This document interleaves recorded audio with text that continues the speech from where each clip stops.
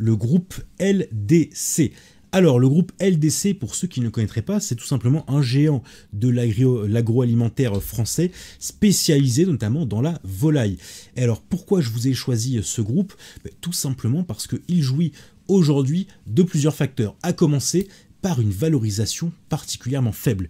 Et ça m'intéresse, puisque même si je vous disais tout à l'heure sur le point macro, que côté européen, on est toujours sur des marchés actions qui sont pénalisés par la BCE et par le fait que Christine Lagarde, pour l'instant, se montre absolument inflexible vis-à-vis des taux d'intérêt.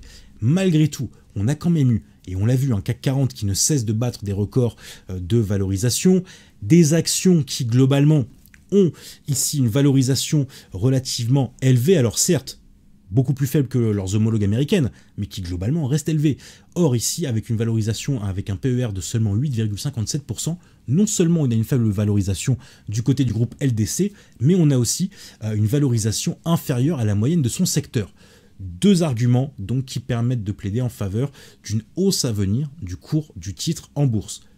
À ça, vous ajoutez le fait qu'on est sur une croissance relativement intéressante. On a eu une hausse de 6% du chiffre d'affaires en 2023. On s'attend à une performance au moins similaire, voire potentiellement aller chercher les 7% de croissance courant de l'année 2024, et surtout une croissance pour l'instant qui est anticipée comme stable jusqu'à 2028.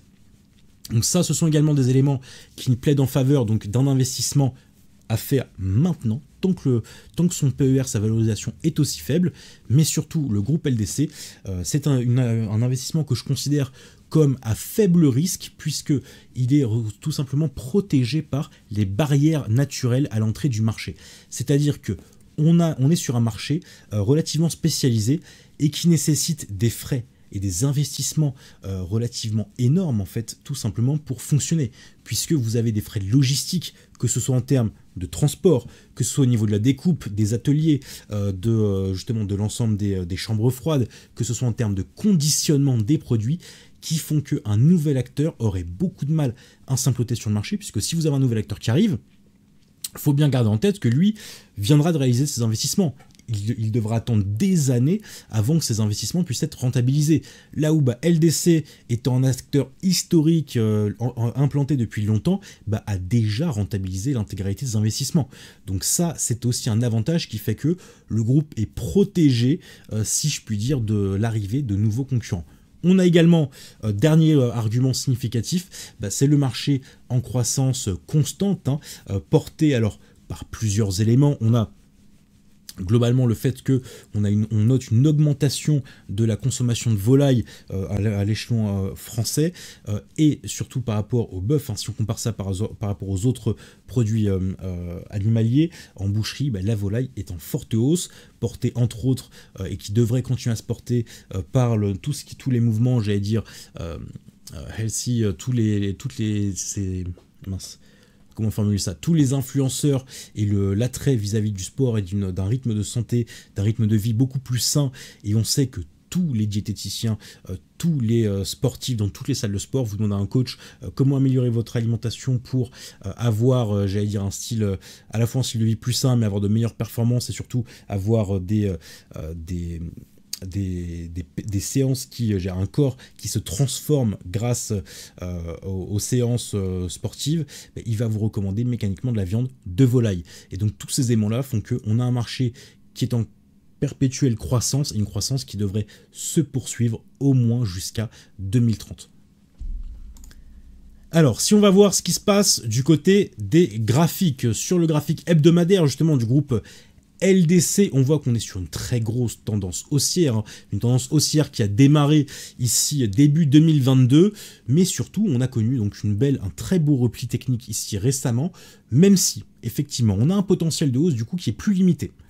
Ça, c'est certain, puisqu'on arrive quand même relativement tard, relativement haut ici sur le titre. Ce qui m'intéresse, c'est que on avait été titillé les 150 $, les 150 € l'action. On s'est arrêté un tout petit peu en dessous à 148 €. Malgré tout, depuis, on a eu un très beau mouvement de correction. Comme on peut le voir ici sur le graphique hebdomadaire, on est revenu travailler dans une zone qui était une belle zone de résistance, qui a bel et bien fait office de zone de support, qui a été bien travaillée tout au long de la fin de l'année 2023 et début 2024. On en est enfin sorti de cette zone, Et donc maintenant, on devrait être prêt à aller attaquer de nouveaux sommets et aller chercher enfin ce niveau des 150 € le titre. En termes du coup d'objectifs, pour être clair, déjà on a une action qui est éligible au PEA, c'est l'intérêt justement des valeurs françaises que je vous sélectionne tous les mardis. On a également un horizon d'investissement qui lui est situé sur 12 mois, on vise 1 an du coup ici pour cet objectif, même si à mon avis d'ici fin 2024 on devrait déjà avoir atteint notre objectif. Maintenant on reste quand même prudent, puisqu'on a encore Christine Lagarde qui doit nous parler dans 2 jours, je rappelle, jeudi elle prendra la parole, et elle pourrait créer de la surprise. On a un objectif de hausse qui est donc de l'ordre de 31%, pour s'établir à 179 € l'action. C'est le niveau final de plus-value sur lequel je vais chercher donc à encaisser ici mes gains, et j'ai mon stop qui lui est situé à 112,50 € l'action. Alors on va revenir sur un graphique zoomé ici, en daily pour regarder ça plus en détail. On observe bien qu'on est donc au sein d'une très belle tendance haussière, au sein d'un canal ascendant ici. On a touché récemment la borne basse de notre canal. On a bien travaillé au niveau de la moyenne mobile 100 qui nous a bien servi de support. On revient de nouveau de la tester. Et donc là, ce qui m'intéresse, dans un premier temps, c'est tout simplement une nouvelle extension direction la borne haute ici de mon canal. Et dans un second temps, aller chercher d'ici la fin de l'année justement mon niveau des 179 € l'action.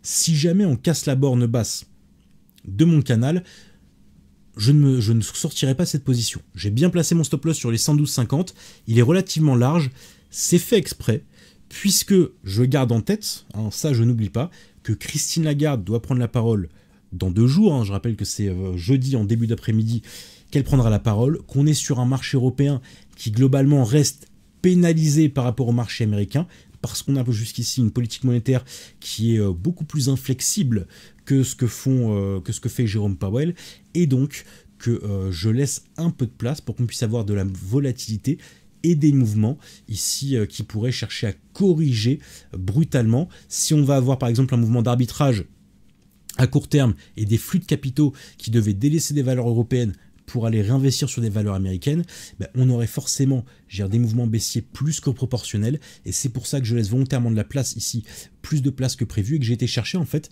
le précédent plus bas, ici, qui se situe sous la moyenne mobile 100. Donc pas celui qu'on vient d'avoir, début 2024, mais celui qui date d'octobre 2023.